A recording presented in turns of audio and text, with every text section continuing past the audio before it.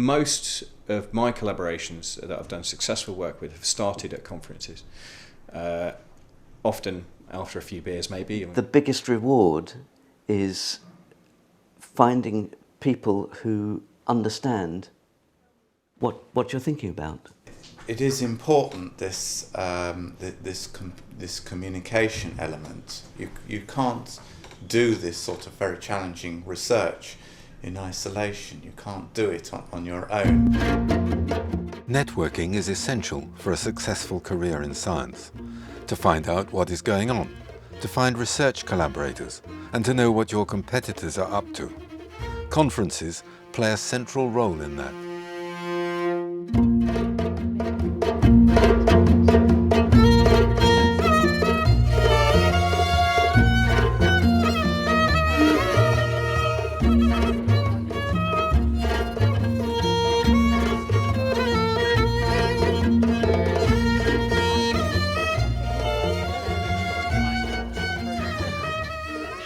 There are lots of conferences and you can go to many exotic places to find out about all the latest scientific developments in your field or other fields, and this seems like it's quite fun. You can go all around the world.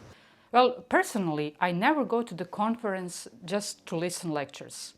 I know it may sound odd because, you know, when you come at huge conferences, you will see people with all these timetables and they will just go from one session to another to listen talks. But I found conferences the best place to meet people, actually to talk with people. We meet them with our colleagues in the wider world, and that's where we discuss our ideas. And it is important, this communication element. You can't do this sort of very challenging research in isolation. You can't do it on your own. I go to conferences to see what everyone else is doing, to see if anyone else is doing something a bit too similar to my work. Do I have any competitors that I need to maybe do things a bit more quickly? When you work with these other people, how do you meet them? It depends. It depends. Sometimes you just meet a person at a conference. For example, the position I got in Budapest, I met my supervisor, my boss, in a conference. I was looking for a position. We both worked in Diamond. So, well, that's it.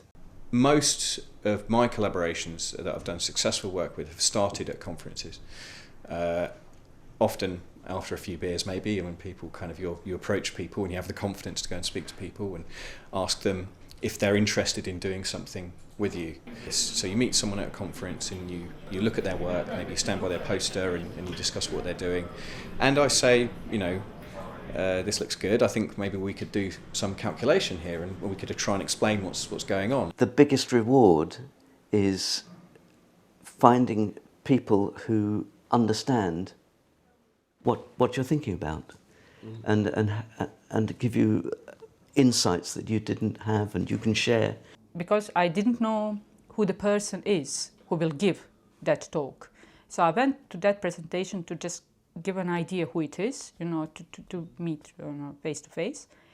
And then I have found that person during the lunch, and we start talking, and of course we have exchanged more ideas, more useful ideas how to solve that particular problem than just listening his presentation.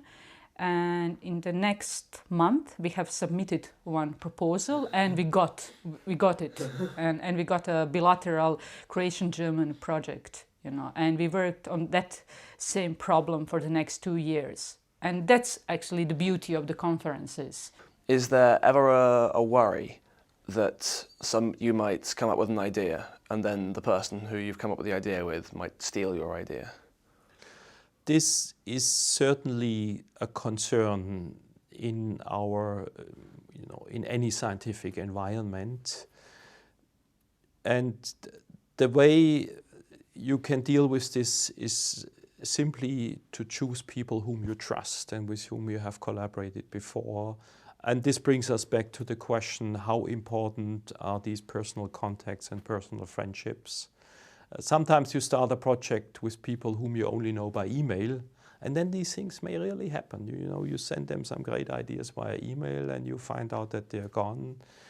Sometimes having to work with, say, someone you don't know, they might turn around and take your idea and just go off and do it with someone else. Yes, I mean that's on the edge of paranoia, and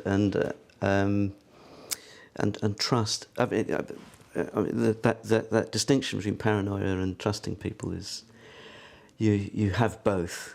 Mm-hmm. Best way of proceeding, in my experience, is to act in good faith, and not distrust too much.